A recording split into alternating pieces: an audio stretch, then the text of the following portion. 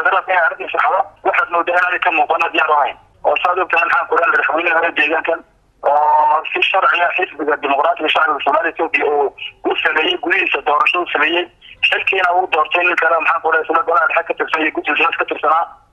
madaxweynaha hore loo doortay dooniya xisbiga inuu yahay ayaa nidaam sharci darro ah inta lagu qaaday adsal lagu geeyay oo ku xiran yahay marka ma war baa ka heshay madaxweynihii hore inuu hadda xiran yahay wallahi madaxweynihii hore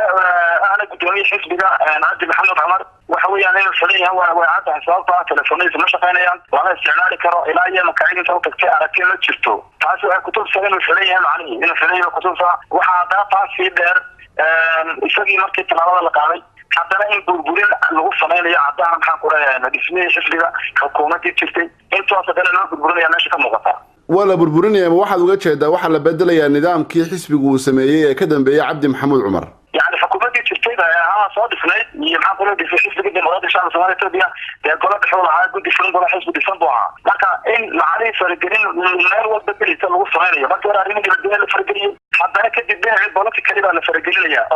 ده waxa weeyaan xisbiga waa xisbi maxaan ku leeyahay xarasaad shuruucdii sanale oo aan hada yaraatay madax lagu soo yeelin jirin buuxa laakiin waxa moodayaa in lagu khasbayo oo moodin tusaalada ku soo qaato waxay qoraan xisbiga soo duulaan ay badan hadda ayaa xaray noo soo yeedhay taas shir baan galay xisbiga dhan waxaan ka wada hadlay makiin karnaan sulkiga waxaan u aragnay markaan xarasaadka xisbiga ay shuruucdii inay sharci darro tahay wasiir maxaa ku jaban haddii aad tagtaan Addis Ababa sida dawladda federaalku ay idinka dalbatay حرام حزب الدولة تشجيعها لا تبحث تشجيع حراسات كلها بدنا حزب وشير وكوكب صلاة يعني شير حضر البلد حمليا أنا بدي نفرنته كذا دولية حزب نورية لكن معنا حزب البلد حزب نورية شير شرع إدارة البلد حلي محسوبية لكرامة الدولية حزبها حتى يعني مثلا حنقول أنا شو بتشوفون أنا مثلا هنا دولية كحيانك أقول لهم نسويها wasiir waxaad noo sheegtay in magaalada Addis Ababa la idinka soo amray inaad timaadaan haddaad tihiin golihii dhexe iyo guddiga fulinta xisbiga ismaamulka Soomaalida arrintaasina aad diideen waa ay cidda amarkaasi uu idinka soo gaadhay wallahi ashkuru waa fiican waxa weeyaan fariin xaqul hadala waxa ay qoraan ahayn ayaa loo soo hadlay xarunta dhexe xisbiga loo soo hadlay xarunta golaha xisbiga xulin xaqul ay xafiiska EBR daftamay hadiga jawaariya soo hadlay golihii dhexe xisbiga ay yimaadaan guud Addis Ababa arrinta markii saacan soo la soo kidayna khalad cad tahay oo maartay ay sharci darrada baan u aragnay anagu markaa waxaan soo saarnay go'aan inaan Addis Ababa ayiritaanka ku tagin xafiiska hadiga uu yiri kaalaya laakiin cid aan yaala cidii maxaa ku u socota ama xal ama ay timaado hawsha eegto inay noogu timaado jigjiga xarunta caasimada dowladda Soomaaliya dabadna waxaan ku raystaan ugu xukuumadda iyo xisbiga lagu kulmo ma waxaad dareensan tihiin in qof kale ama siyaasi kale loo wado inuu madax ka noqdo deegaanka Soomaalida yani waxyaabaha soo qaadan kara waxa kamid ah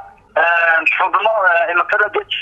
Addis Ababa oo maxaa ku raay anaga naga mid ah guddiga fulinta dowladda ka tirsan Addis Ababa joogaan xubnahaas waxay leeyihiin xorriyad ma haystaan oo waxa weeyaan xubin kale oo halka joogay laakiin gabadha ka tirsanaa masiir federaalka ahaada la yiri maxaa ku la xiriira ninka la xiriira taa waxay ku tusayeen la baawar garay ninkaas oo deesay leeyahay macna amar qaato kale marka xubinta ay dowladda federaalku amartay in laga amar qaato waa kuma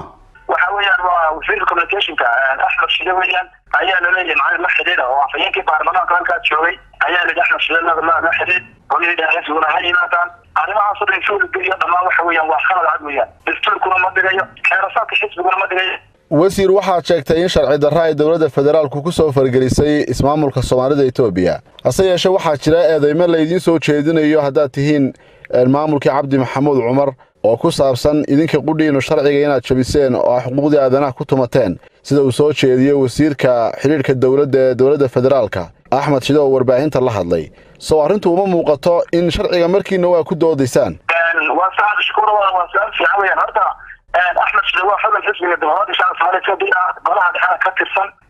نحن كورس لما كانوا وزير كهر فدرال ويهند الحشمة الاحترام والنظام رياي لكن وعانتي علمها وقوها بنوع عاصو كراها دمان دوار نحن كورس حركة شرين أو خبر عادويا يساقنا كل شيء كتها بمقرمية أنا waxaan ku raay xoog wansaanka waxaan ku raay waxaan leeyahay dambiga ka bilaa la jirin laakiin waxa isagu xoogaal ka yahay oo uu joogto ka ah in ciidanka la soo amray la soo diray ay magaalada jigjiga xoog ku qabtaan iyadoo nabadgelya oo waxba laga yaraatay dhibaato kala qarta jirin hadday cid ay